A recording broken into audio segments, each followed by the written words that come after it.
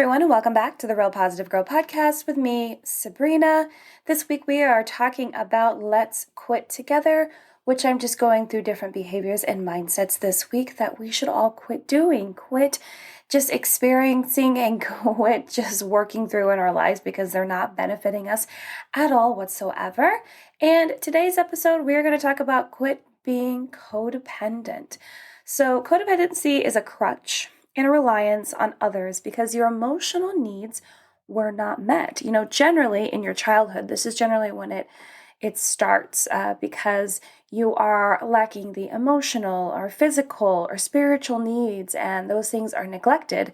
So you want to find that in someone else, and you have a greater pull to them, a greater grab on them because you didn't get it then, so you don't understand how to regulate those feelings and needs. So you tend to lack boundaries, have a poor sense of yourself, and low self-esteem, and you are generally a people pleaser. It all kind of twists together. And codependency can develop in all sorts of different relationships, not just romantic relationships. It can work with even an employee and a manager kind of situation, even with friendships. So it's not just tied to in a partner or a spouse situation. It can come up in different relationships. And I want you to know that this type of behavior goes well beyond wanting to take care of someone that is, might be struggling or feeling comforted by the presence of that person, or even occasionally making sacrifices for the person you love or the person that you care for or that you are concerned about. Because a lot of people will make the excuse that the reason that you are acting in codependent behaviors, and they wouldn't call them that, of course, because they don't want to identify with that, but the reason that they're acting in codependent behaviors is because of one of the things I just mentioned. You think that you're doing the right thing. You think that you are, helping them out and just being there for them, in a casual basis, but that's not really what's happening, because the things I just named, making sacrifices for people you love and, just being comforted by being with them, those are normal things, but this codependent behavior goes well beyond that. And the general idea of codependency, if you are unaware, is an imbalanced relationship where one person has the need to be wanted by the other person, that person wants to be needed by that other person. They thrive on that. They are feeling stronger and stronger the more that other person acknowledges that they need them in their life. And this person will sacrifice their own needs to care for the other person. One person would be identified as the giver, which is the person with these codependent tendencies and behaviors, and the other person is the taker, the one that is essentially enabling that person and expressing that they do need that other person, hence continuing the cycle forever. And it's pretty hard to get out of the cycle of codependency because if the taker continues to enable the giver, it's harder for the giver to realize what is wrong. It's harder for them to realize that they're in this terrible cycle that will not end until they make the decision to stop it, because it's pretty unlikely that the taker, especially if it's been going on for so long, will end the cycle because they are getting so much benefit from it, right?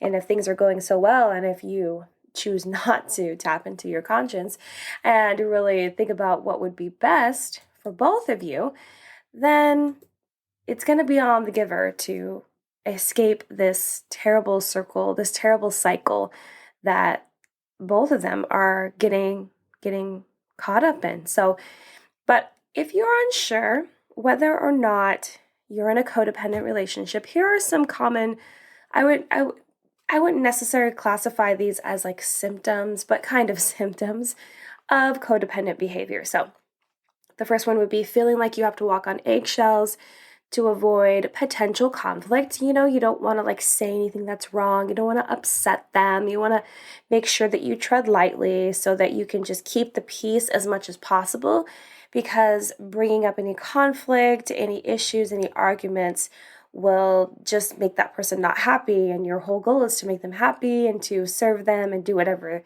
they need and not care about yourself, which really sucks.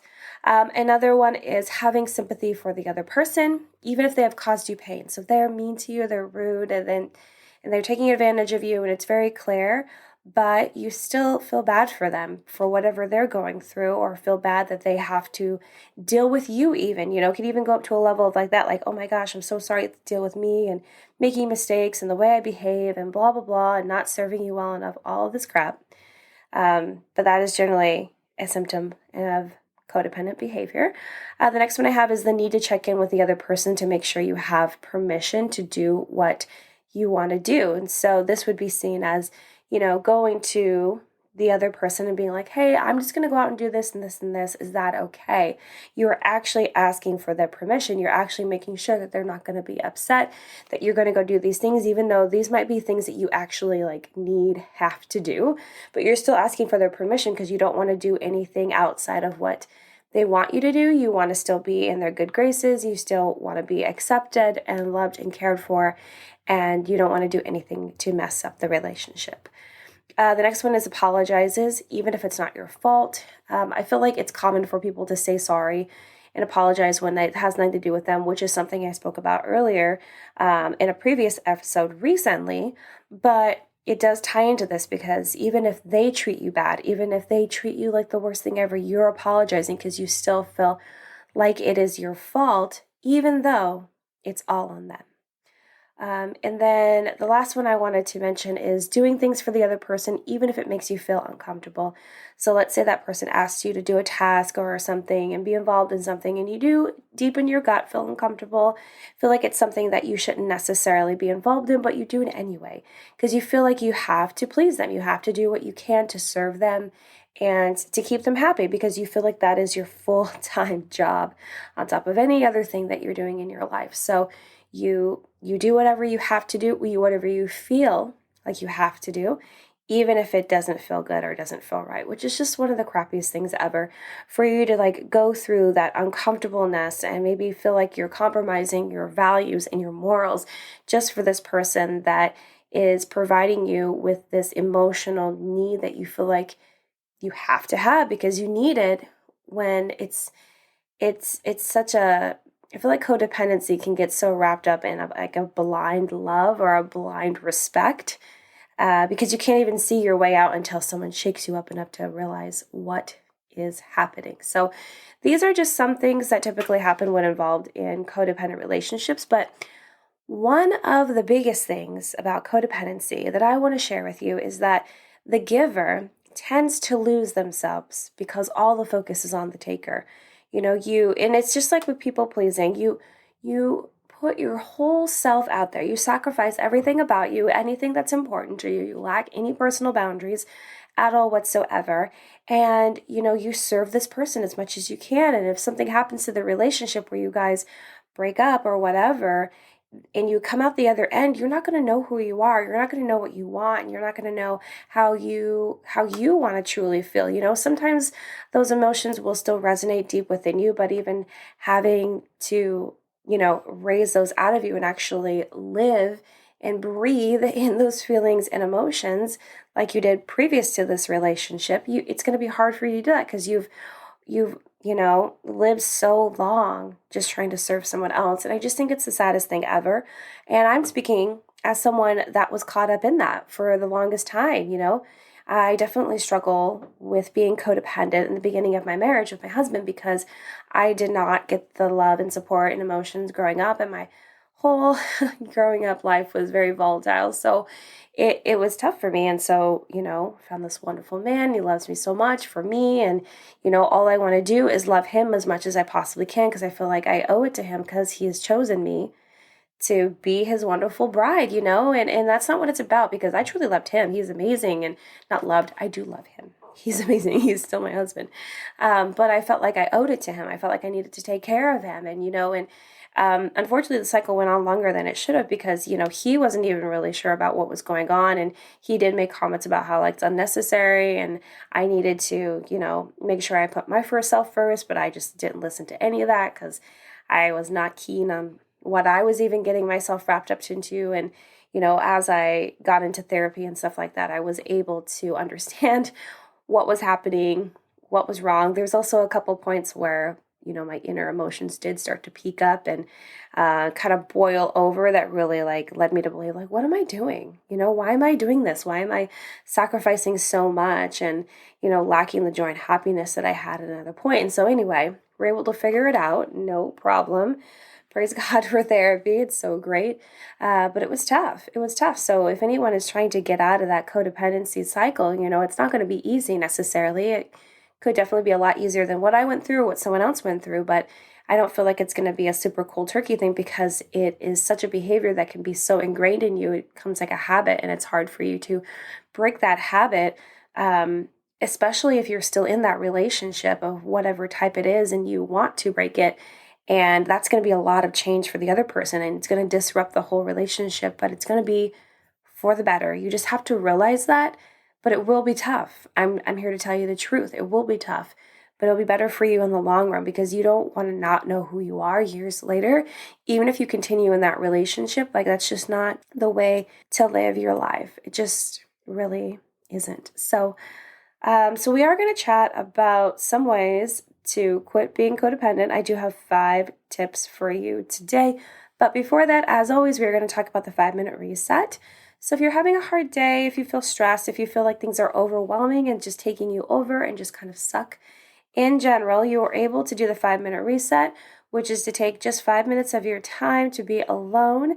And it's like you're drawing a line in the sand, and you're deciding that at whatever point in the day that you decide to do this, everything before that is just, you're going to let it go. It's not going to trail into the rest of the day or even the next day, because you don't want that. And you want to just make that decision that you're going to take whatever opportunities to learn and understand what happened, and you take those things with you into the future, but you're going to leave all that mess behind. And even if this is like early in the morning, afternoon, or right before you go to bed, so that you don't have to carry all that worry into your sleep time, it doesn't matter. You can do it any time of day, and it's super beneficial because it allows you to reset, reboot, restart your day right then and there. And you also have the opportunity to take a break from any issues or burdens that are dragging you down.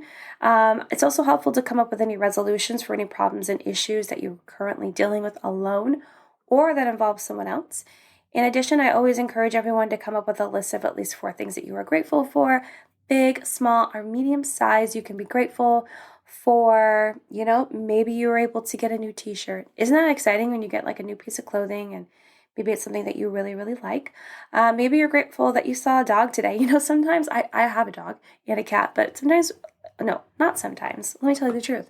All the time when I see a dog out, I get so happy, and it gets me so excited. And I'm grateful that I'm able to just see these dogs, and they're so happy, and they bring me joy. And I'm sure they bring hundreds of thousands of millions of people joy, because dogs are amazing. And if you don't like dogs, that's fine. Maybe you saw a cat, maybe you saw a squirrel. It doesn't matter. But you saw it, and it made you happy, and it made you grateful that you were able to see it, and it was amazing. Maybe you're grateful that you had like a nice little lunch to get together with friends, fam, whomever. That is always nice. Or maybe you're grateful because the world is opening up more. You have opportunity to go on vacation or go on trips and see friends and really get out there more than you have in the last 12, 13 months. So there are so many things to be grateful for. You can be grateful for literally anything. The list is never ending. It's a beautiful thing.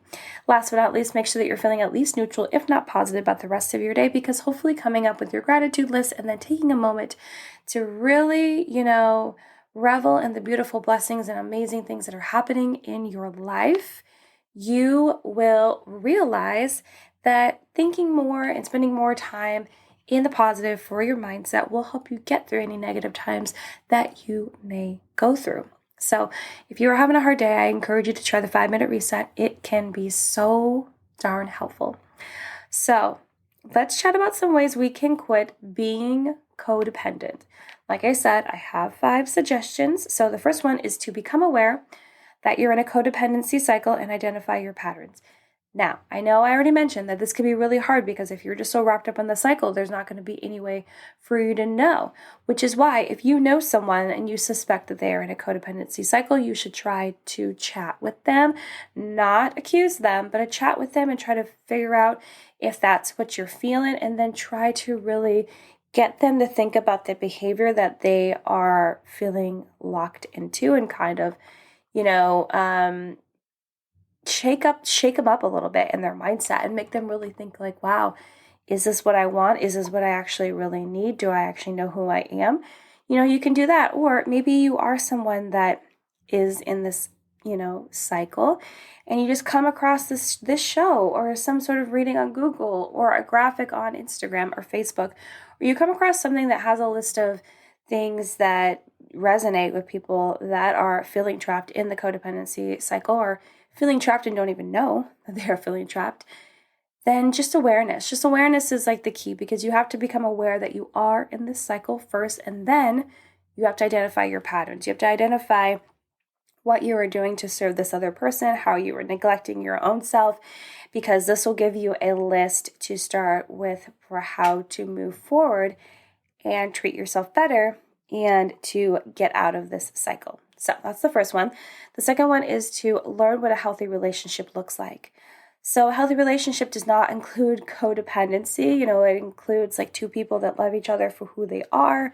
It doesn't include one person serving the other one more with like super conditions or not even taking care of themselves, because I don't think there's necessarily like a super even balance between most relationships. One person will do more in this area and the other person will do more in this area, and it kind of teeter-totter is back and forth the whole time. But with a codependent relationship, there's like always someone on the bottom and there's always someone on the top. So, but you have to learn that in a healthy relationship, it can go back and forth, you give and take. And it's important to understand that in a healthy relationship, both people are secure in their self-worth and who they are and what they're all about. And it's not dependent upon what the other person says or tells them that they are. And there are compromises that are made so that there is no giver and taker, so that, the giver is always doing whatever the taker says. No, you're able to go back and forth and make decisions together. And one person may give up something this time and the other person will give up something then another time, or you'll both give up something to do something together. Compromise. And then there is also mutual trust, right? You will trust each other, and then you will trust yourself to be able to do your best in this relationship and care for this person and be, respectful and loyal to them. But all of these are super important to healthy relationships. And when you're in a codependent relationship, it's not the healthiest because, one person is essentially being enabled by the other person, whether knowingly or not. And it's a hot mess because one person is being used more. It's just, I don't have any other nice way to say it. I was trying to think of a nice way to say it. I don't have one, but because that's essentially what's happening. So you need to learn what a healthy relationship looks like so you can understand that yours is not healthy. The third one is to set personal boundaries and know you can only control your emotions and actions, not anyone else's. So set personal boundaries. I talk about this all the time. You have to set personal boundaries because if you don't, you will be walked all over. And you will be used, abused, pushed around. You have to set the boundaries to take care of yourself and know that you and everyone else in the world is worthy of making decisions that will protect you and not sacrificing everything that's important to you for someone else, which unfortunately is what happens in codependent relationships. But also to remember something that I talk about often as well. You are only in control of you. Only. You might think that you might think that you are in control of someone else's feelings and emotions because they tell you that you are responsible for them being happy or sad or mad or whatever it is. That is a lie. It's a straight up lie. Yes, we all can contribute to each other how we feel, but the decision on how we feel and how we follow through with those emotions and feelings is always on the person, always on that person, right? It's not on anyone else. It's always on you, not anyone else. So you have to understand that if the other person in your relationship is unhappy, it is not because of you. Despite what they may say, it's not, okay? They make the decision. And if they are deciding to project all their feelings and everything that they're going through on you, that really sucks, but it's still not you. It's still not you, okay? You have to know it's still not you. But those kind of situations are so hard because you think it's you because they've told you it's you and it feels like you because the burden is heavy that they have placed on you, but it's not true. They just have issues of their own that they have not dealt with. So, okay, number 4 Acknowledge your needs and put those first. This is really hard. It sounds really easy. It really does. Acknowledge your needs and put those first. But it's hard, you know? It's hard to put yourself first when you haven't done it for so long. It's hard because you might have gotten into a mindset to believe that this is selfish. You may have been told that it's selfish. It might be a cultural thing for you, you know? And I did struggle with this, and I still struggle with this. I feel like I'm always putting other people's needs first, especially my family, because they're really important to me and I love them so much. And I don't like to see them struggle, but a lot of times the way that we learn things and get better and stronger is by allowing ourselves to struggle, allowing other people to struggle. You can't be the hero of everyone, which is something that I struggle with myself. But it's important to acknowledge your needs. Do you need alone time? Do you need to go do this, that, and the other? How can you take care of yourself so you feel recharged so that you can help other people more and more? You know, you need to put yourself first and understand that is how you help more people, is by taking care of yourself and recharging yourself. And, you know, the super cliche saying of like, you can't pour from an empty cup, which is true, because if you are not full up with anything, then you have nothing to give. And you have to put yourself first. So you're going to burn all out and you're going to be no help to anyone. And that can cause more trouble, right? So it's important. You're important. Every single person in the world is important. You just have to own that, realize it, own it, and then actually act in it. Okay, so number 5, and the last suggestion that I have for you for this episode is don't let yourself suffer. Like you can't. I know it might not seem like it, or you might seem like it's like worth it, you know, because they treat you well in other ways. But it's not. It's really not. Don't let yourself suffer for them. Don't engage in things that make you uncomfortable, that make you compromise your core values and your beliefs, you know? Don't let someone else abuse you. Like if someone is physically or mentally, emotionally abusing you, but they're saying that it's okay because they give you all these other things, or it's okay because they keep you safe or whatever, it's still not a reason, and it's not true. They're not keeping you safe because they're allowing themselves to be the one that's hurting you, and saying that they can keep you safe because they're the only one doing it and they're not allowing someone else to do it.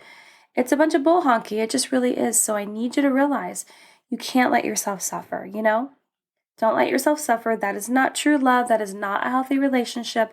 That is not something that's going to continue to grow and pass the test of time, or whatever that phrase is. It's just not. And if you are someone that feels like you're suffering in a relationship, please reach out to me. You can DM me on Instagram. You can send me an email. Both of those are available in the show notes below. I am here for you always, no matter what you're going through, because I want to help. I want to help everyone that's going through whatever struggles they are in their regular life, because that is my passion, to serve people, because I feel like a lot of us suffer alone and there is no reason for that. So yes. Okay, well that's everything I have to say today about quit being codependent. I hope you guys have found this episode to be helpful. Again, the show notes below has all the notes, and then it has where you can find me on Instagram, which come over and see me, say hi, connect, follow me.